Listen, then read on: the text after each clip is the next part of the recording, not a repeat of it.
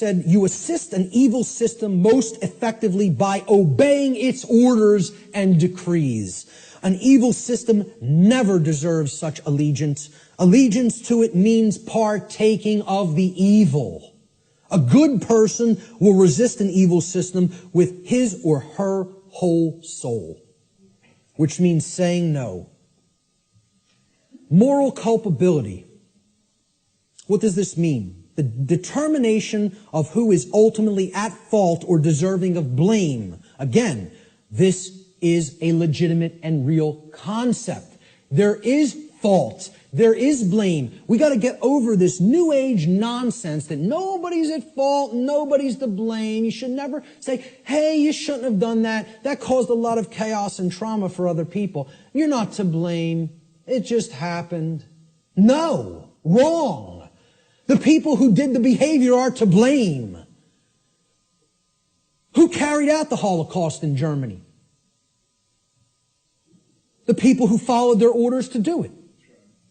That's who carried it out. Order followers is the answer. Who carried out the purge of political dissonance in Soviet Russia?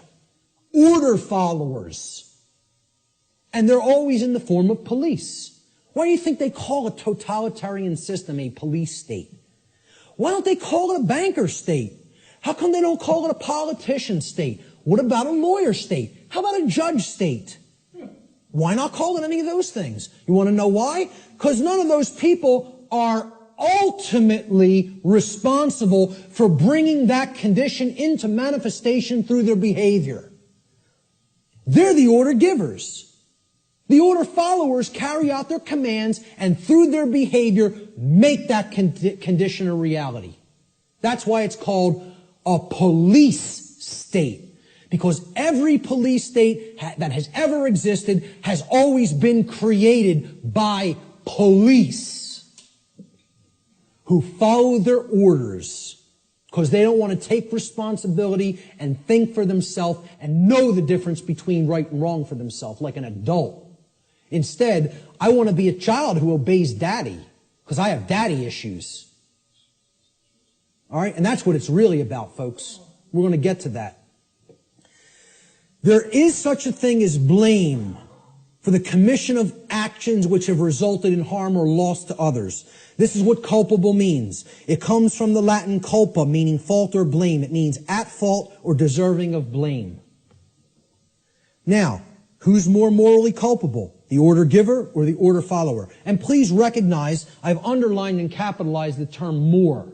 I'm not telling you the order givers are not morally culpable. They are.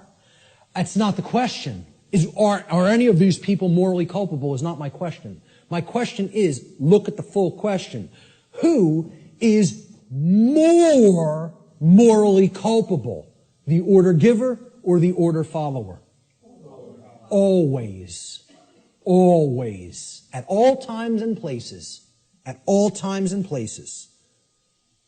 I put this meme up on Facebook, and I got some hate back for it. Okay? People don't want to hear this. Like I said, I'm not here to be popular to make friends. I'm here to tell people what the truth actually is, and they have to accept it or reject it on their own. I made this meme and put it up on Facebook, and it had politicians on the left that said, my actions, underlined and capitalized, didn't cause that. And then there were some soldiers or Marines, whatever they are, order followers on the right side, and they're also saying the same statement. My actions didn't cause that. And then at the bottom, I just put this question. Oh, I'm sorry. Looks like, oh, I'm sorry. At the top, I put this question. Who is lying and who is telling the truth? So who's lying here? And if people can't see, I hope that they can see this horrific picture. This is the result of, bombings that took place in the Middle East around Iraq. And it's a father carrying his dead child in his arms. Okay? Maybe if bombs were raining down on our children, we might think differently about going in and waging imperialism on other nations. I don't know. Maybe we might think differently about it. Right? But when it happens to somebody else's child, that's okay. That's done in the name of freedom. Okay? Well, who caused this? Did they cause it? No, they didn't cause it. They are not the actual cause of this. Because you know what all they did? They signed some pieces of paper, wearing their expensive suits, okay? And they told these guys, they said, well, you're under our orders now. Go and bomb these people. And you know what these people did? Say, yes, sir, and go and drop the bombs. And fire off the ammunition. Okay? These are the people whose actions create things like this. Not these people. All they're doing is speaking into somebody else's ear. All they've done is speech. Speech, not actions. See, again, really look. My actions didn't cause that. Yes, it is. If these people are saying my actions didn't cause that, they're lying. Very, very, very painful and difficult thing for people to comprehend and accept. I'm not telling you shouldn't feel bad hearing this, but I'm telling you it's true. The painful truth, the order follower always bears more moral culpability than the order giver. For the reason that the order follower is the one who actually performed the action, and in taking such action, actually brought the resultant harm into physical manifestation. Order following is the pathway to every form of evil and chaos in our world. It should never be seen as a virtue by anyone who considers themselves a moral human being. Order followers have ultimately been personally responsible and morally culpable for every form of slavery and every single totalitarian regime that has ever existed upon the face of the earth. That's the painful truth that people don't want to accept because they want to believe the absolute nonsense that order following is a virtue of any kind. And it needs to be obliterated from the face of the earth. Because it's not the way to any kind of virtues or order. It's the pathway to evil and annihilation. That's what it is. Responsibility versus abdication. So why don't these people want to think for themselves? It's too easy. It's too easy to just follow the orders of somebody else. They believe somehow magically this absolves them of personal responsibility to choose right from wrong. An individual's personal responsibility to choose right action over wrong action for themselves always belongs to that individual. And that responsibility can never be given to another person or passed along. One can only claim and imagine that they can abdicate their personal responsibility for such choice to someone else. It can never actually be done in reality. You're only making a claim, I'm not responsible for that behavior because this person told me to do it. That's just a claim. And moreover, what it really is it's just a damn lie. Okay? More simply put, an individual is always personally responsible for their own actions, period, and the end. If you did it, you're responsible for it. There are no cop-outs. Stop trying to make excuses or justifications for criminal behavior. Own up to personal responsibility. If you did wrong action, you did it. You caused it. I like how David Icke words this. He says, accept responsibility for yourself and your actions, thoughts, and words. You alone make these choices, so you alone are answerable to the consequences of your behavior. The feeble excuse that your boss required it, that the establishment expected it, holds no truth or justification.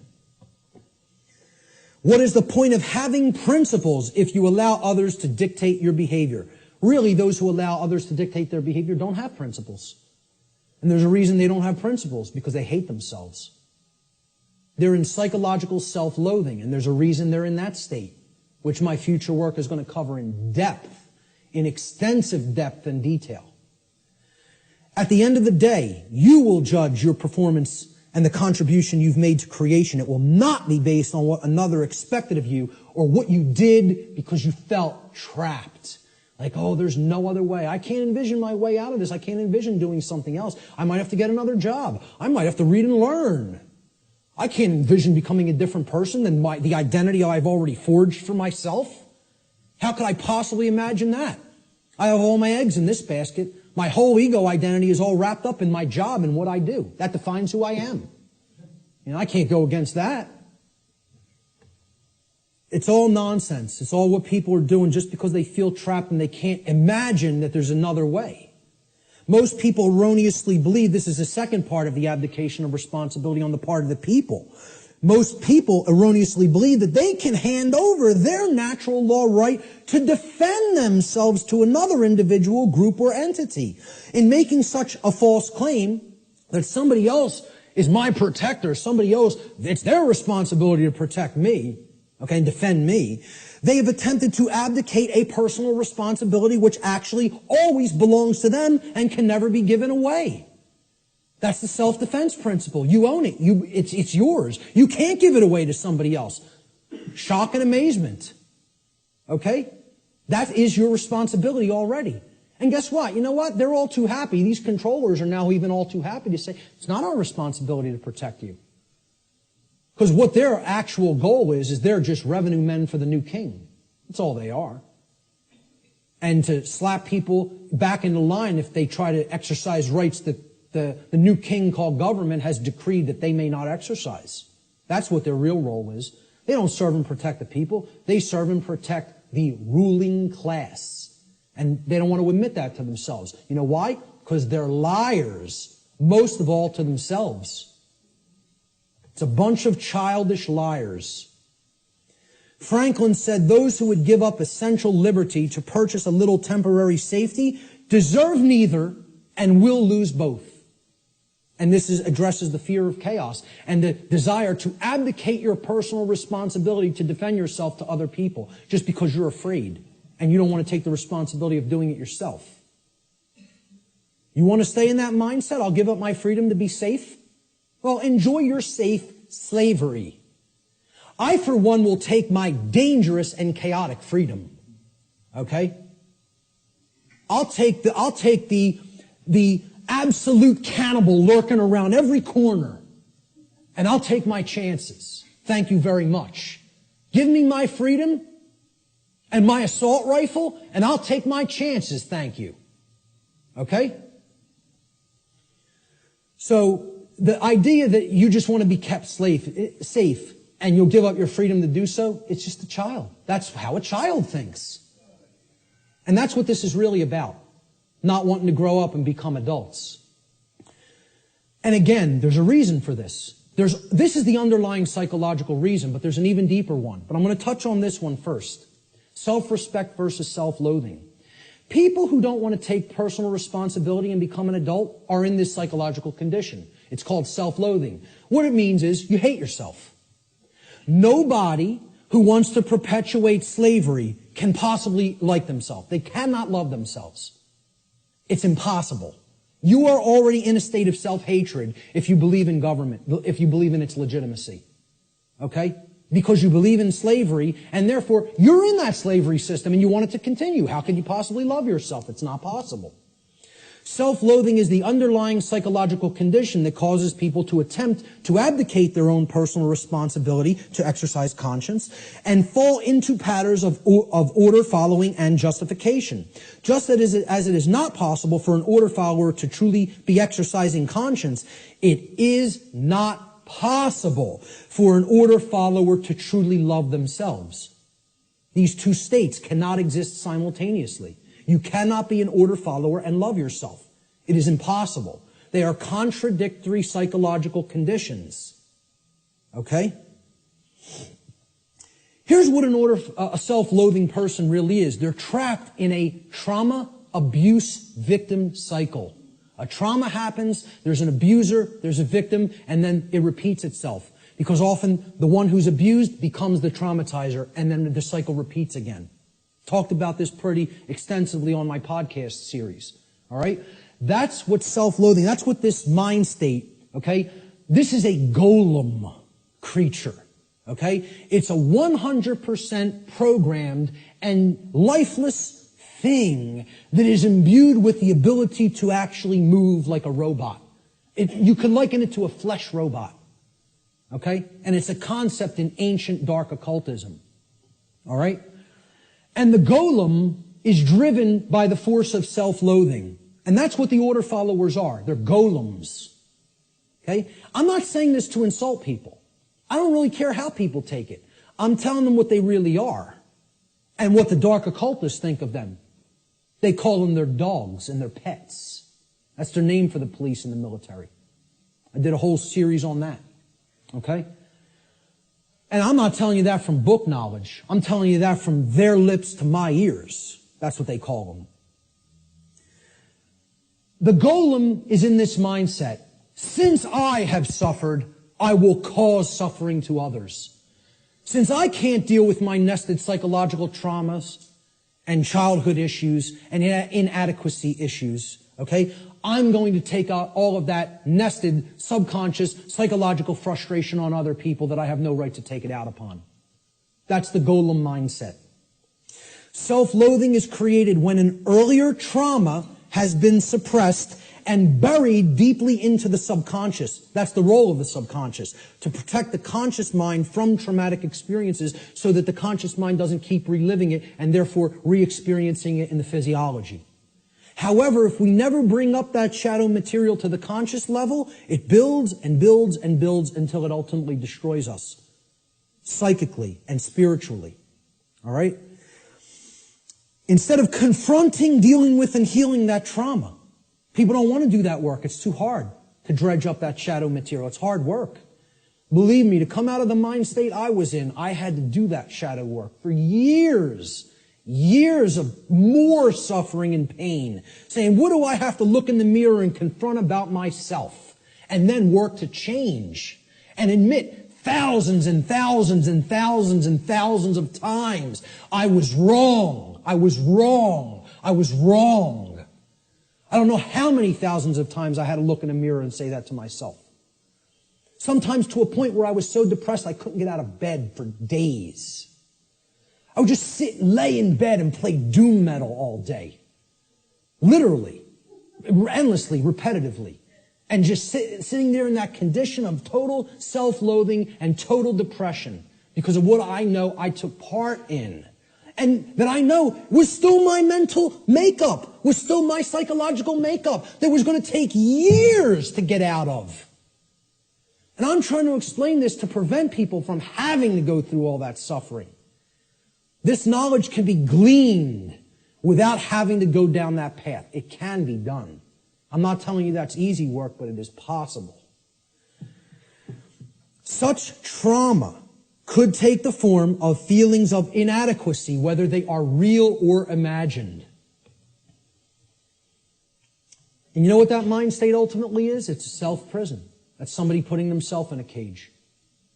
These people who want to take out their psychological frustrations on other people, they're prisoners.